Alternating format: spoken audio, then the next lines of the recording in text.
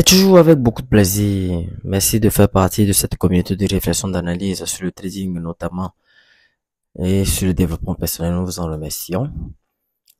Juste avant de rentrer dans le vif du sujet, assurez-vous de faire un tour dans la description de mes vidéos. Le premier lien vous envoie sur mon blog. Le deuxième lien, c'est ma formation appartient sur le trading.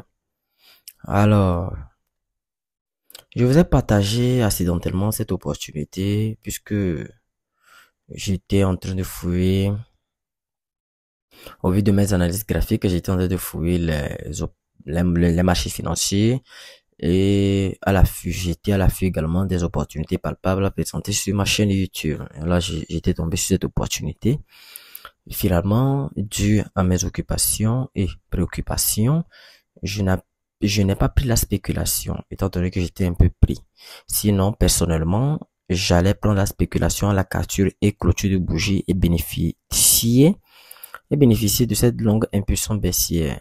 Si vous regardez sur ma chaîne YouTube, je vous ai fait une vidéo sur quand est-ce qu'il faut se positionner, soit à la cassure clôture de bougie, et quand est-ce qu'il faut se positionner au pullback. Je pense que vous aurez à taper comment bien se positionner en trading et vous verrez cette vidéo qui va vous enseigner beaucoup de choses. Alors, voici l'analyse graphique. Une fois tête reposée, je viens de refaire une analyse graphique et j'ai décelé comme des zones dangereuses, une première zone dangereuse, une deuxième zone dangereuse et une troisième zone dangereuse. Et si vous me suivez jusqu'à maintenant, vous allez remarquer que le marché est par le passé et jusqu'à maintenant, les opportunités que je présente sur ma chaîne YouTube, vous allez constater que si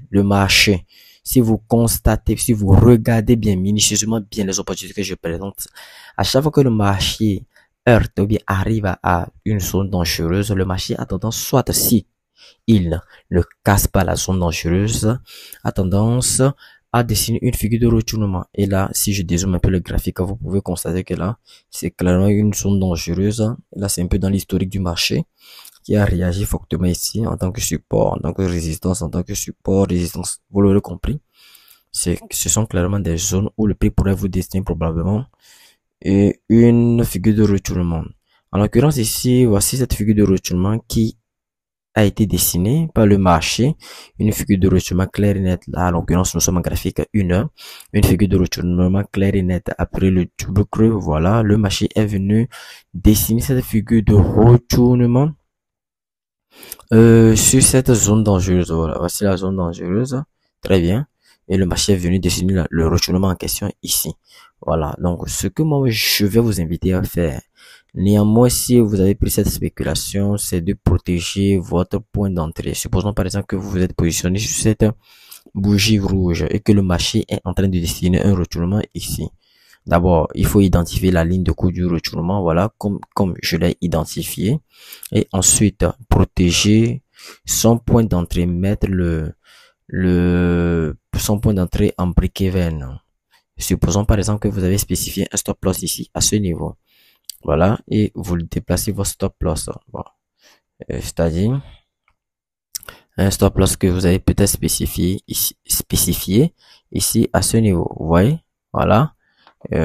Et comme cela, vous avez pris une spéculation sur cette bougie ici. Voilà.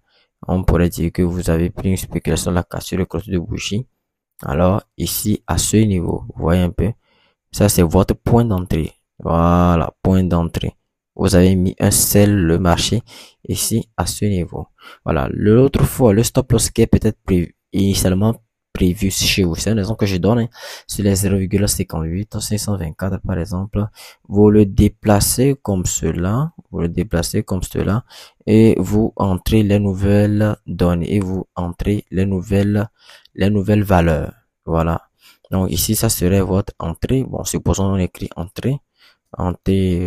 Voilà. Entrée comme cela. Et ici, le break-even. Voilà, vous notez. Donc, le break-even, par exemple, sur les 0,58, 149. Voilà. Break-even, break-even, sur les 0,58.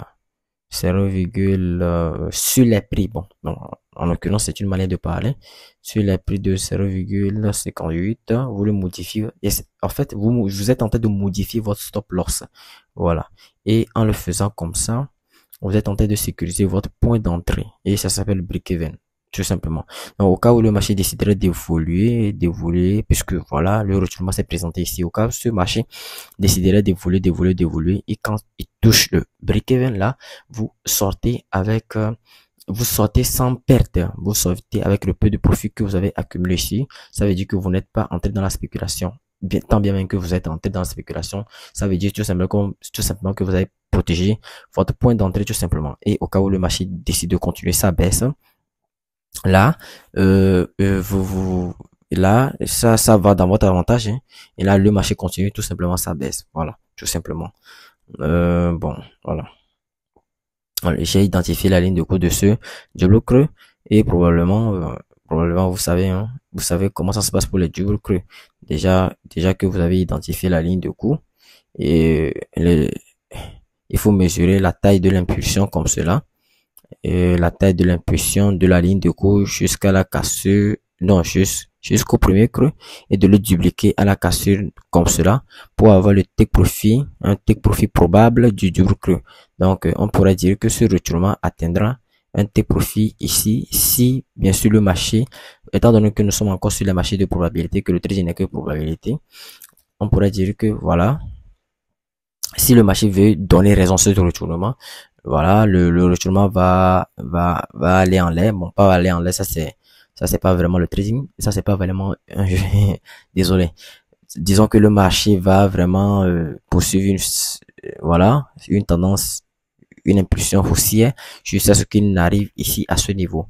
Et plus tard, peut-être que si le marché arrive ici à ce niveau et redessine un retournement, là vous êtes toujours dans la spéculation. Bon, bref, le marché est roi.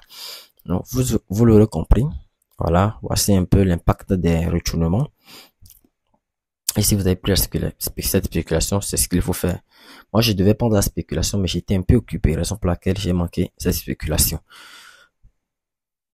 Je partage en même temps cette opportunité du dollar australien face au yen japonais.